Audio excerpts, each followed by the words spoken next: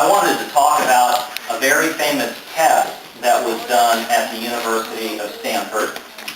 It was a test that told us a lot about how a person approaches self-control can affect their lives for a very long period of time.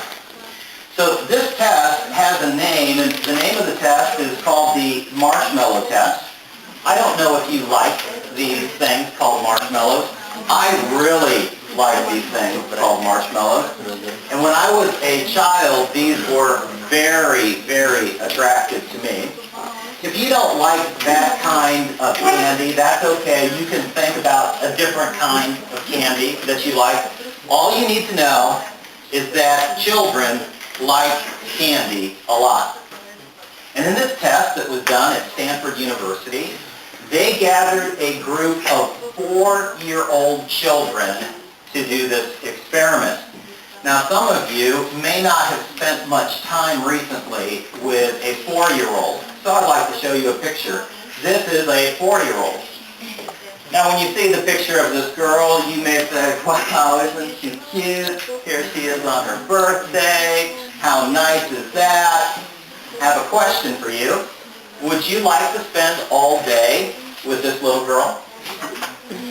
Would you like to take this little girl with you to class? Would you like to study for your exams with this little girl somewhere near you and to be responsible for her? Well, no, you wouldn't. And there's a reason why you probably wouldn't want to do that. She's 4 years old. And as a 4-year-old, she has your average maturity level of a 4-year-old, and you're living at a much higher maturity level, and your lifestyle and her lifestyle are not really compatible right now. And that's why you wouldn't want to spend all day with this girl. Now, what the researchers at Stanford did is they took children like this and they brought them into a room, and they set them down at a chair, and they had a little table in front of them. And the researcher said this, oh, I have something for you. This is a marshmallow for you. Now, I have to go talk with one of my friends for 5 minutes. When I come back, I'm going to ask you some questions and we're going to talk. While I'm gone, you are allowed to eat that marshmallow if you want. That's just fine. But if you don't eat it while I'm gone in these 5 minutes, and if you wait until I come back, I will give you a second marshmallow, and you can have 2. You can do whatever you want. And the researcher left the room. Now, perhaps you can try to imagine what it was like for those little children. Maybe we don't have to imagine. Maybe we can see exactly what it's like for kids that are working on years. After they did this test, they were 18 years old. They were finishing their work as high school students. And the question is, what was true about the students who took the candy when they were 4? What was true about those who waited 14 years later when they graduated from high school? Here's what we found out. Those who grabbed the candy, they did not handle stress very well. That group of children became easily irritated. Because they became more easily irritated, they ended up getting in fights more often than the other group of children, and it seemed like they were less able to resist temptation. What a surprise. All the way back when they were 4 years old, there were certain signs of that. Those children who waited and got the second marshmallow, there were a few things that were true of them. They had a greater capacity to pursue their goals.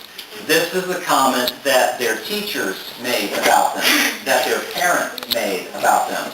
Others are looking at their lives and assessing their capability. They scored significantly higher on key academic tests.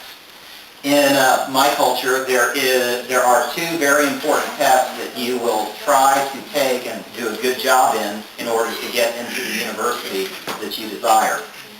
And the children that grabbed the candy and those who waited had a huge difference in the scores that they received. Those who waited ended up getting into the better universities than those that grabbed the candy very fast. And it was evaluated that these children have a more promising future than those who grabbed the candy. That was an analysis that happened 14 years 20 years after the test, these children are now either graduates from the university or they're out in the work world. And they did another research and analysis on the difference between these two groups. And here's what they saw. Those children who grabbed the candy much quicker, they were less cognitively adept. They were strikingly less emotionally competent. They tended to find themselves being much more alone. Very interesting assessment. Much more time was spent alone. You can think about why that might be true. And they responded to pressure with less flexibility than those who waited. Now, those who waited when they are entering the work world, what is true about them is they were better able to develop close relationships. Does that surprise you with the connection between grabbing a marshmallow when you're 4 and developing relationships later on? They were more dependable, they were more responsible, and they showed that they had better self-control. Now, if you are the director of a company, or if you are in charge of hiring people for your company, which group of people are you hoping that you end up hiring? Well, it's very clear that the group of people that is going to be most productive, that has the best chance in being productive, these are all traits that you want. And as we take a look at these traits, these are going to cause problems in the future. There are going to be problems that happen in your company. There's going to be problems at home that people bring with them to work. So it becomes very attractive to find a group of people who has this sort of list of characteristics. And a lot of people would say, well, I may like some of these people, but I don't really want to depend on this group of people. And so the result of this study was showing a very huge distinction between how people approach life based on the ability to manage themselves, to manage their desires, and to manage their emotions. It would be my guess that you know somebody that you would describe as a candy grabber. I think that I know people who, if at 4 years old they were given this test, it would have been clearly one of those people that grabbed the candy, wouldn't have waited. And some of them are our favorite people in the world. I don't want to criticize and say, wow, they're not wonderful. One of my best friends in high school, his name is Brian. And Brian is a great guy, very, very popular guy. Brian has a lot of energy in his relationship and is always in a group of people and can be described as the life of the party. That is Brian. And so I always enjoy being with Brian. Now, Brian, I'm pretty sure, is the kind of guy that would have grabbed the candy, and I want to give you just one story of why I think that's true. Right after high school, Brian got married. He had lots of opportunities to get married. He was that popular. And he married a very lovely girl, and he got a job, and when he was coming home from work, his past took him through part of town where there were several places that sold cars, and Brian just loves cars. And one day, coming home from work, he sees something. There's a car in that showroom that hasn't been there yesterday or last week, because Brian watches every day what's going on. And he looks in and he sees the car that he is so interested in. Brian is very interested in a red Mustang. And he looks and he sees this new car that has just appeared. And so Brian turns into this place that sells cars, and he walks in and he's standing there looking at that Mustang. And you could read Brian's face when you look at the Mustang. He's just staring at this car, and there's a sales agent that looks at Brian and went, okay, this is good. So the sales agent, he comes over to Brian and he says, hi, my name is Joe, and your name is Brian. Brian, hey, it's a nice car, isn't it, Brian? Oh, yeah, that's a nice car.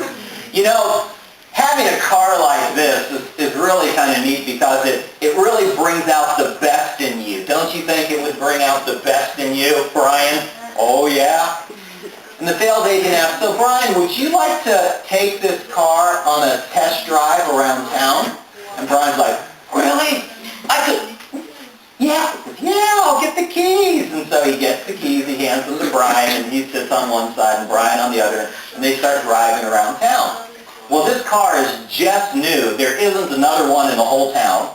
And so when Brian's driving around town, everybody is like looking at this car. And as they're all looking at the car, the sales agent says to Brian, see how they're looking at you? Were they looking at him? No, they were looking at the car. But the sales agent says, see how they look at you? And so Brian is having a great time in his car driving around town. And he enjoyed driving that car around town so much that he drove home with that car. And he did not tell his wife that he was buying the car until after he bought it. Didn't talk with his wife about that. Now, Brian's not very good at mathematics. And so when the sales agent said, what are the monthly payments for this car? Brian thought, that's okay, I can do that. So thought Brian.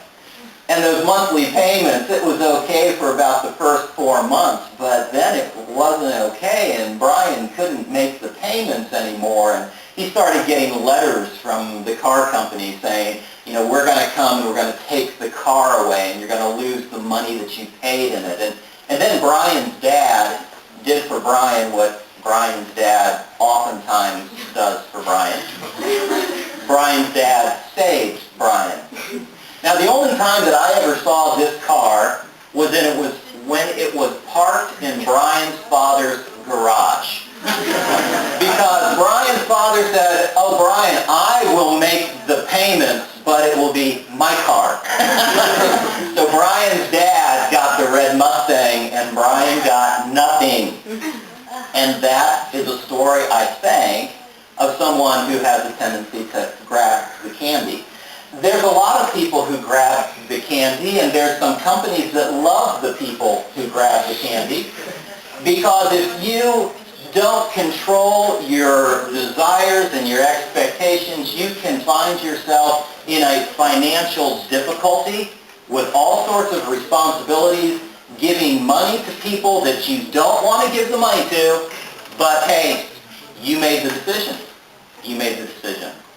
And there's companies that are enjoying taking your money from you. They enjoy that a lot. So this all brings us to the topic of self-management and self-control. And it's a very important topic, and here's the reason why it is an important topic. Most of you, and I think it's true of me as well, we have set some very high goals for our lives. I don't really want to live for an average goal. Do you? I don't want to go through life and kind of have something that, that's sort of okay. I don't want okay. I want something that's really good. And so the goals that I've set for myself are pretty high. And the only way that you can reach a high goal is if you say no to a lot of smaller goals. You don't have enough time to do everything. You don't have enough energy to do everything. And so in order to pursue your higher goals, you must say no to many good things that you could do in order to try to do that which is really important. You have to do that. Now, there are some people that they may say that they have high goals, but to be honest, playing football was so attractive, they just could never get the grades to get into the university. They might have a high goal, but because they just enjoy so much these other things that take all of their time, they never move in the direction of actually achieving their goals. If we have high goals, the only way to get there is to say no to so many other things that we could do, but we can't do because there is a bigger goal that drives us forward. In order to say no to all of those other interesting things, pleasurable things, things that we like, we have to have something called self-control. And if we don't have it, and if we don't manage ourselves very well, we can talk all we want about the big goals that we want to achieve in life, and we will never, ever get there. And so self-management and self-control is a very important thing that we need to work on in order to achieve the goals that we have. So what is this idea of self-management, and how can we describe it? There's several things that we can describe in self-management. We're looking at this topic from the perspective of emotional intelligence. So, of course, this has an emotional emphasis in our discussion today. So self-management involves identifying and understanding my feelings, my thoughts, and my attitudes. I've got to understand those because we talked about yesterday, our emotions try to act like little dictators in our life, and they try to tell us what we're supposed to do. And if we just go along with what our emotions say, oftentimes we will be spending all of our time in those things that are not very important, and we'll miss the goals that are really important. So I need to start understanding my emotions that start calling me to do the things that are less important in order that I can figure out what to do, how to say no, so that I can pursue a goal that is even higher. So I have to start by identifying my thoughts and my feelings and my attitudes, and then I need to handle my emotions so that they facilitate rather than interfere with the pursuit of my goals and values. This is such an interesting idea. I need to work with my emotions so that they facilitate and help me achieve the goals that I really want to achieve. Emotions don't have to just become a barrier or a problem that's going to keep us away from achieving our goals. We can use emotions differently so that our emotions will actually help us reach the goal that we have. And when I am able to choose how to work with my emotions so it helps me reach my goals, I am acting like a person with emotional intelligence. So I'd like to give you an illustration. Yesterday, you all identified the kind of personality that you have. You are either dominant or influent or steady or conscientious. Okay, I happen to be mostly dominant. That is the personality that I live with. And yesterday, Dee Dee and Raleigh, they showed you characteristics of people who are dominant. Now, those of you who are dominant, when you read those characteristics, you just went, yep, that's me. Yep, that's me. And you found yourself on that page. Now, those of you who are influential, when you read the list of dominant, you probably went, no, I don't do that. Because, for instance, when you're dominant, one of the characteristics is relaxation feels like a waste of time if you're dominant. Okay, for those of you who are strongly dominant, you have the problem that I have. I don't spend a lot of time relaxing. I just don't. I spend a lot of time working. I get a lot of energy from work, and so I'm always doing something. And so for me, when I come up to the weekend, do you know that I like the weekend a little bit less than some of the other personalities here in the room? When an I comes to the weekend, a person who's influent, what they do is they say, oh, at last! I got all this free time! This is the way we're going to be with our friends! It's a party! And they start the weekend, and it is the best time of the whole week. Those of you who are strong I's, do you identify with that? You just love the weekend? Okay, now those of us who are D, you may have a hard time believing this, but that's not how we experience the weekend. Maybe I like that on Saturday morning until about 2 o'clock Saturday afternoon. But about 2 o'clock Saturday afternoon, I'm starting to feel like, so, what am I getting done here? I mean, you know, I'm using my whole day here, and I'm not, you know, does today matter? And so during the weekend, I am starting to feel emotions of really needing to accomplish something. What that means about me is when I walk into the office on Monday morning, I know what kind of emotions I have on Monday morning. I have emotions that say, man, I am ready to get something done. Because I've spent 2 days and I'm not sure what I've accomplished during those 2 days, but now it is Monday morning, it is game time, let's go. That's how I experience Monday morning. So do you know what I do on Monday morning? On Monday morning, I choose to do the hardest thing that needs to be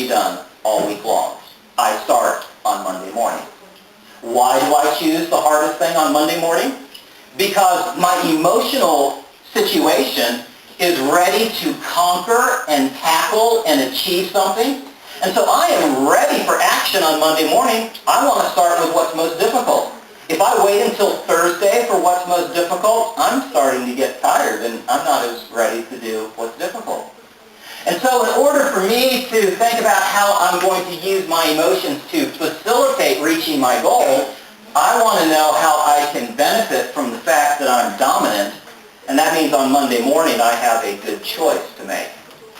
Now, if it isn't clear, those of you who are influent, don't ever try what I just described.